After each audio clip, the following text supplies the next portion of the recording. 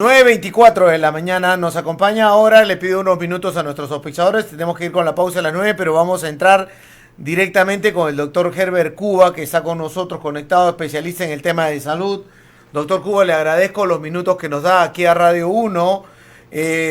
Bueno, lo hemos llamado hoy justamente para coordinar la entrevista, debido a que salió la norma de que daba por finalizado el tema de la emergencia sanitaria.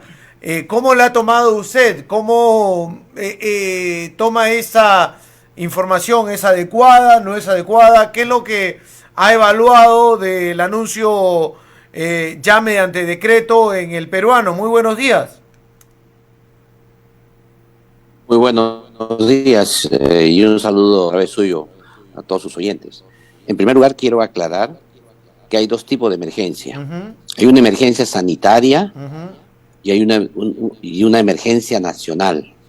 Lo que se ha levantado es la emergencia nacional, que significa que a partir de hoy, ¿no?, ya no hay restricciones a las libertades individuales garantizadas por la Constitución.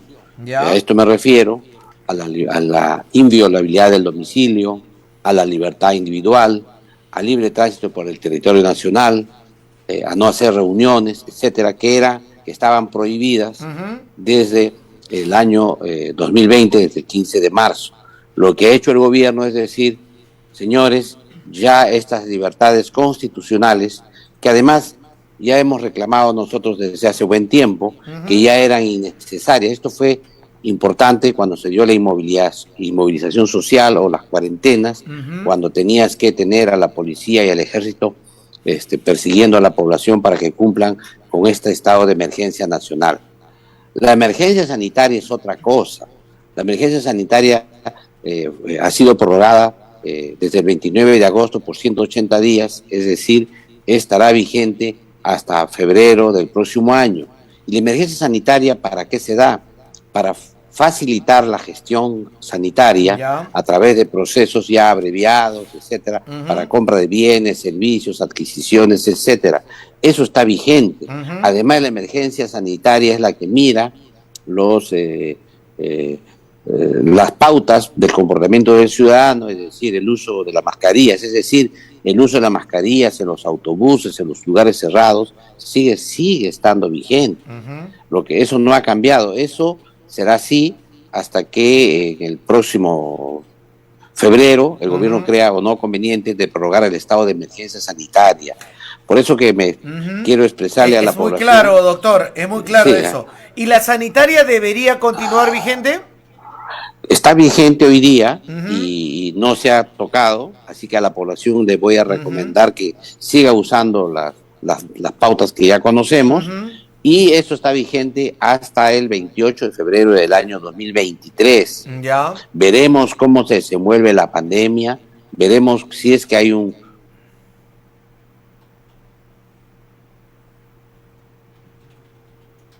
Se nos ha...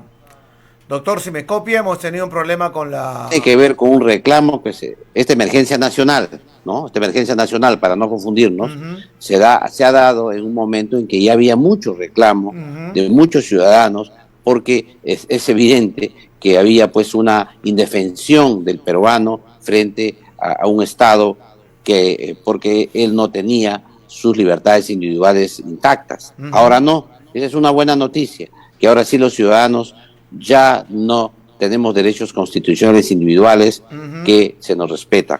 Sin embargo, la emergencia sanitaria no ha cambiado.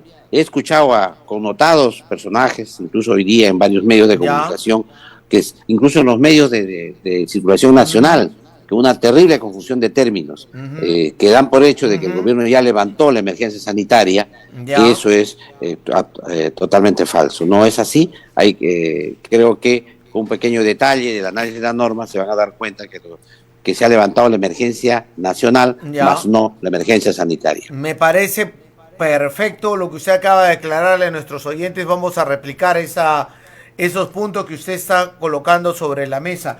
Y esta nacional, usted nos dice que hace tiempo debió haberse ya tomado medidas sobre yo creo que sí, era un abuso ya que se tenía desde... Porque aquí no solamente es que te violan el derecho a la inviolabilidad de domicilio, la libertad individual, el libre tránsito por el territorio nacional.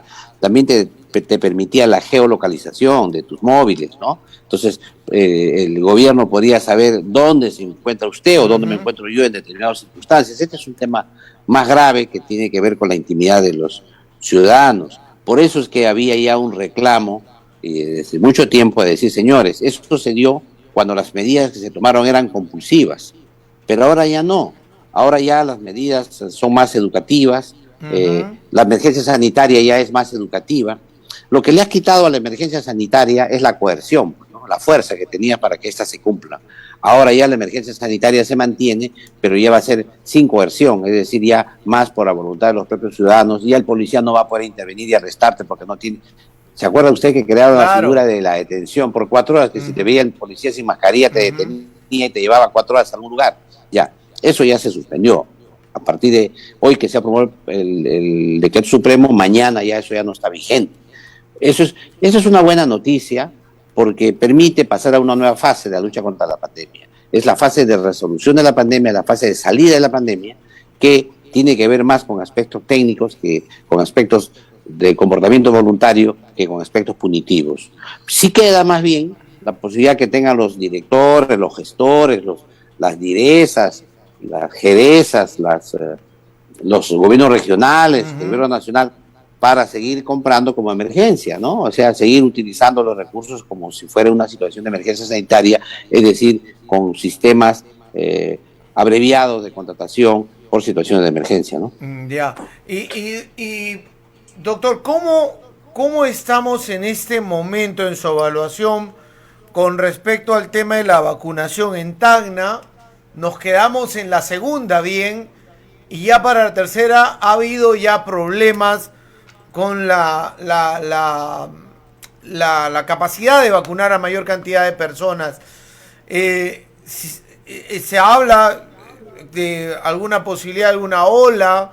¿Estamos preparados? ¿Cómo ha visto estos últimos meses quizás del gobierno y del Ministerio de Salud y sus direcciones regionales o gerencias regionales trabajando el tema de la vacunación? Mire, aquí hay algunos aspectos que sí quisiera señalar. El primero de ellos es que el Ministerio de Salud ha perdido liderazgo.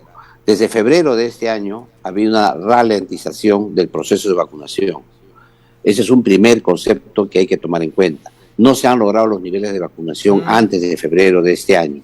Y esto, que había avanzado muy bien en la primera y la segunda dosis, Tacna fue un pionero, digamos, en la vacunación, logró altísimas coberturas en su momento, y además fue uno de los motivos que facilitaron el ingreso de los turistas del sur que podían entrar porque Tacna tuvo un altísimo nivel de vacunación. Sin embargo, eso no se ha replicado a nivel nacional. Puno estaba más bajo, regiones de la Ucayali, Loreto estuvieron muy bajos, no solamente en la tercera dosis, sino incluso en la segunda, incluso en la primera. Ellos no lograron las coberturas altas que se logró en otras partes. Es decir, habían sectores que se denominan poblaciones pobres, poblaciones aisladas, comunidades dispersas y altoandinas, ¿no? Y nativas, que eran las que estaban más retrasadas en este proceso de vacunación. Eso este gobierno no lo ha resuelto. Contrario a su prédica a favor de los más pobres, a las poblaciones originarias y nativas, no ha logrado el gobierno resolver ese problema. El segundo tema que hay que tomar en cuenta también es que un tema que nos ayuda muchísimo para resolver la información que uno tiene durante la pandemia son la información en línea que uno tiene, y eso es un gran golpe que hemos recibido a raíz de que se ha violado la seguridad de SINADEF, con lo que nos impide saber el número de muertos que tenemos el día de hoy, por ejemplo, porque ahora ya no se registran en línea y no sabemos en qué circunstancias nos encontramos en estos momentos. Aparentemente hace como 15 días que ya no se suben en línea estas muertes, y por lo tanto no sabemos exactamente el número de muertes. Pero también hay que señalar que todo esto es un sistema de información que se tiene, y si ya se te cae un sistema que es muy sensible, que es el SINADEF, es obvio que también los otros sistemas de información no andan muy bien. Por eso es que este es un tema que el nuevo ministro que entre va a tener que resolver. Es decir, no es solo un tema entonces de mejorar la gestión para vacunar más, sino mejorar la seguridad de los ciudadanos en que se respeta su intimidad y sus derechos. Y el otro tema que quizá es importante también señalar es que durante toda esta pandemia lo que se ha demostrado es que la gestión hospitalaria, el sistema de salud no funciona de modo adecuado. Desde el inicio de la pandemia se planteó la idea de fortalecer este sistema, inyectarle más dinero, tratar de mejorar. Se ha hecho eso, pero lo que no se ha hecho es no se ha modificado el sistema y tenemos un sistema ineficaz. Por eso es que entonces lo que se ha hecho es esos fondos que se han transferido han caído en saco roto. Es como que usted echa agua a un tonel que está desfondado, entonces no se nota en el sistema. Lo que había que hacer era reorganizar el sistema nacional de salud, crear mecanismos adecuados para que la población no solamente tenga acceso a la salud, como usted tiene derecho a comprar, tiene usted derecho a compra, pero sin embargo usted no tiene poder de compra.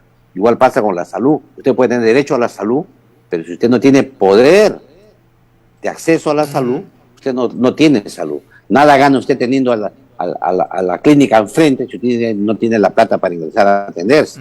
O nadie usted hace que le den un seguro bajo el brazo si usted vive en Candarave y tiene que ir a viajar a la ciudad de Tacna para hacerse atender y usted no tiene dinero para el viaje, o usted no tiene dinero para dejar a sus hijos, para que cuiden los hijos, o usted vive como usted es un artesano, un zapatero, que si usted deja de trabajar ese día, o un taxista, ese día usted no come y usted tiene que internarse 15 días para tratarse de una dolencia, es obvio que usted no lo va a hacer, porque si usted deja de trabajar se muere su familia. Ahí necesitamos mecanismos de subsidio, que son prestaciones económicas, necesitamos organización social que den prestaciones sociales para los cuidados de estas circunstancias. Y eso solamente se da bajo un mecanismo especial de salud que se llama el sistema de seguridad social. Es decir, no solamente hay que darle a la población la atención médica, el poder de acceso a la atención médica, sino también hay que darle el poder de acceso a prestaciones económicas y prestaciones sociales. Esto es muy importante y eso no se ha visto durante este periodo. Es más, creo que ha habido un debate insensato a raíz de una resolución ministerial, de resolución suprema que ha dado este gobierno, este ministro último, que quería crear un sistema de salud con la adscripción de salud al MINSA, o sea, fusionar a MINSA con el salud, y esto es una cosa muy grave porque los dineros que tienen los asegurados propios de ellos, o sea, sería como una expropiación. Además, están amparados en la Constitución política, ¿no? Que hace que sus fondos sean intangibles. Es cierto que no sabemos el mecanismo exacto, cómo se iba a llevar esto a cabo, pero cualquier fusión de este tipo ya pone en riesgo. Y por otro lado, también otra resolución suprema que preocupaba mucho era que se generó, se va a ver una enorme inversión para crear una planta de vacunas contra el COVID-19. Y como usted sabe, crear una inversión para crear una planta pública de vacunas que se va a hacer una inversión a largo plazo, no es pues lo relevante en estos momentos porque estamos luchando contra el día a día del COVID hoy, no de acá a 10 años. ¿Cómo será habrá otra pandemia en ese momento de repente? Entonces, yo creo que esos ajustes se tienen que trabajar en consenso con la academia, los profesionales altamente calificados, la sociedad civil, el mismo sector privado, que son los que tienen los altos conocimientos, las empresas que tienen alta innovación, ¿no?, tecnológica. También los colegios profesionales, en este caso el colegio médico, debe participar en esto. Sin embargo, en estas resoluciones no incorporan a nadie, lo hace solo el Estado, con un pequeño grupo de funcionarios, y dice, vamos a hacer con proinversión una inversión de una nueva planta. Entonces, en ese momento es en el que nos encontramos.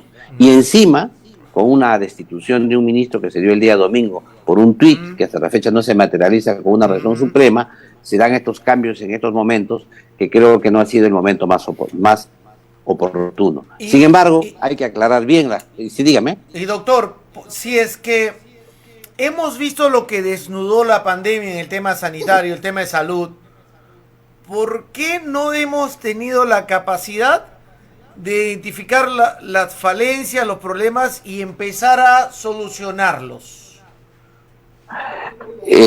Las falencias están detectadas, hay muchísimos estudios.